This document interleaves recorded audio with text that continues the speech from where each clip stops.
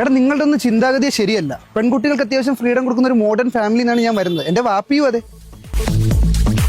നീ എന്തിനായിരുന്നു മാളൂടെ പല്ലടിച്ച് കഴിച്ചിട്ട്? എടാ അവള് കോളേജ് യൂണിഫോം തയ്ക്കാൻ കൂടി തിരിച്ച് വീട്ടിൽ കയറിയപ്പോ 5-1 എടാ അത് സാധാരണ 6 മണിയല്ലേ? എടാ അത് ടോക്സിക് ആയിട്ടുള്ള ആൾക്കാർക്ക്, നമുക്ക് 5.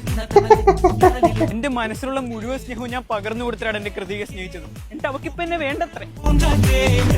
എടാ അവള് കോളേജ് ട്രിപ്പ് പോയപ്പോ അവളുടെ ക്ലാസ്സിലുള്ള ബോയ്സും കൂടെ പോയി. അതിന്റെ പേരിൽ ഞാൻ അവളെ 5 വട്ടം തല്ലി.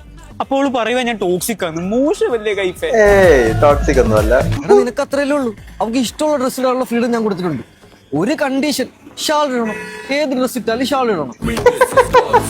അപ്പൊ സാരി എന്നാലും ഷാൾ ഇടണം. ഇതൊന്നും നമ്മുടെ പെമ്പിളയുടെ പ്രശ്നമല്ല, ഇത് അവിടെ കൂടെ നടക്കുന്ന ആമ്പിളയുടെ പ്രശ്നമാണ്. അതുകൊണ്ടല്ലേ അവള് നന്നായിട്ട് ഇറങ്ങാൻ ഇപ്പൊ അവള് തന്തേക്കറി ഇടിച്ചേ. അവള് പാവോടാ. എടാ നിങ്ങളുടെ ഒക്കെ ഐഡിയോളജി തെറ്റാണ്. നമ്മൾ ഒരിക്കലും പെമ്പിളാരോട് ഹെയ്റ്റ് വെക്കാൻ പാടില്ല.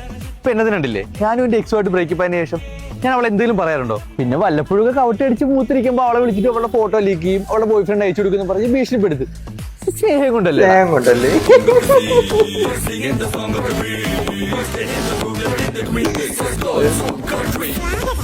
സത്യം, സ്നേഹം കൊണ്ടല്ലേ.